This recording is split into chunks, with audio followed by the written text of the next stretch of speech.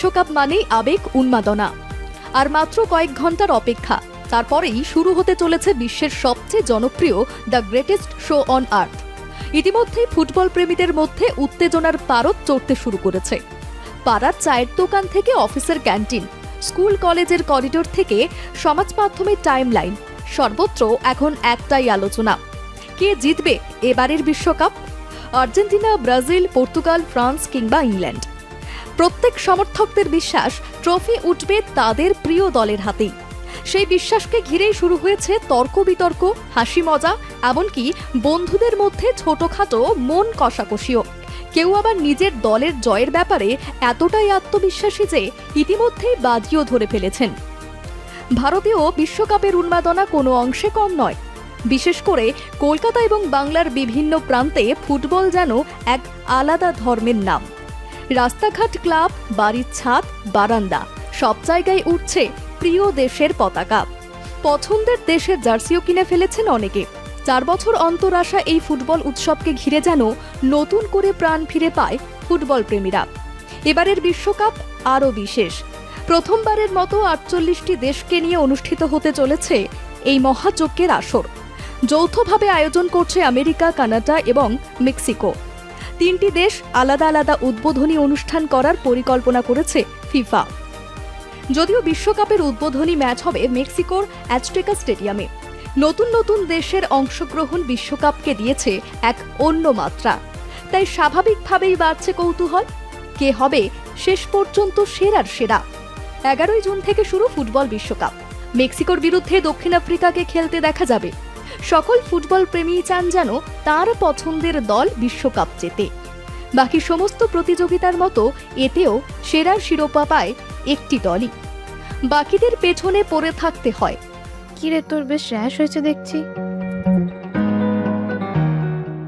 হ্যাঁ রে, কি করবো বলতো, র্যাশগুলো কিছুতেই কমছে না। অনেক কিছু ইউজ করলাম, তবুও কমছে না। আমার মনে হয় তোকে কোনো একজন ভালো ডার্মাটোলজিস্টের কাছে দেখানো উচিত। তুই ঠিক বলেছিস, কিন্তু কোনো ভালো ডার্মাটোলজিস্ট থাকলে একটু সাজেস্ট কর না প্লিজ। এই তোর তো একবার র্যাশ হয়েছিল না? তুই কোথায় দেখিয়েছিলিস? তুই একবার গৌরীদেবী হসপিটালসে দেখাতে পারিস। ওখানে ভালো এক্সপিরিয়েন্স ডার্মাটোলজিস্ট আছে। আমারও সেম প্রবলেম হয়েছিল। এখন ওখানে ট্রিটমেন্ট নিয়ে আমি এখন ঠিক আছি।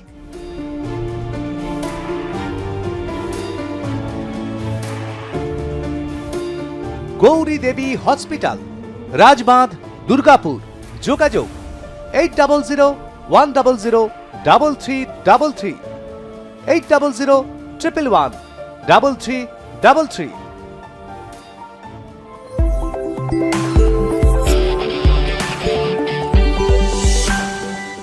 বিশ্বকাপ শুরু হওয়ার আগে ভবিষ্যৎবাণীরও কমতি থাকে না।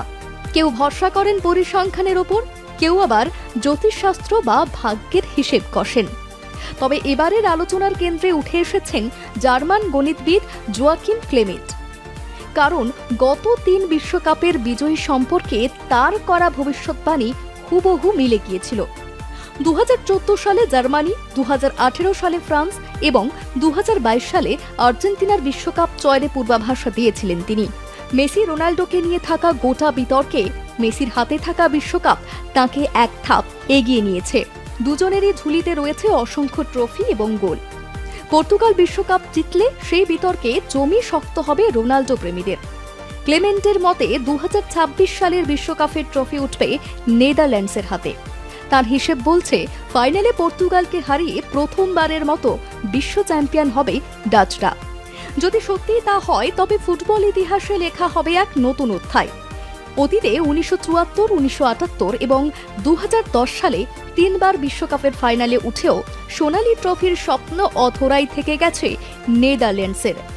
ফুটবল বিশ্বের অন্যতম শক্তিশালী দল হওয়া সত্ত্বেও বিশ্বকাপ জয়ের স্বাদ এখনো পায়নি ডাচরা। অন্যদিকে রোনাল্ডো সমর্থকদের স্বপ্ন এখনো জিয়ে রয়েছে।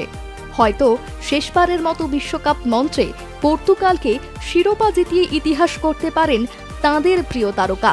পরিসংখ্যান, ভবিষ্যৎবাণী কিংবা সমর্থকদের আশা, সবকিছুর উত্তর লুকিয়ে রয়েছে আগামী কয়েক সপ্তাহের পারফরম্যান্সের ওপর। কে জিতবে, কে হারবে, কার চোখে জল আর কার মুখে হাসি ফুটবে, সেটা তো সময়ই বলবে। ফুটবল শুধু খেলা নয়, কোটি কোটি মানুষের আবেগের আরেক নাম। আর সেই আবেগের মহোৎসব শুরু হতে চলেছে। এই ভবিষ্যৎবাণী নিয়ে আপনাদের কি মতামত জানান কমেন্ট বক্সে।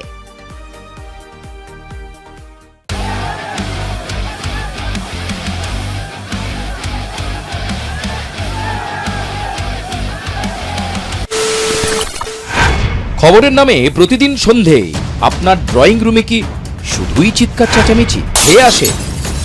বিতর্কের নামে চলে গালাগালি আর কাদা ছোড়াছুড়ি।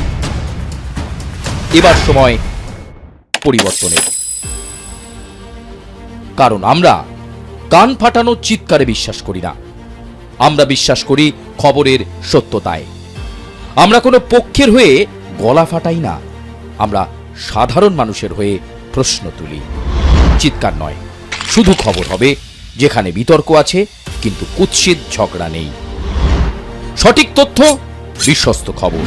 নজর রাখুন আর প্লাস নিউজে।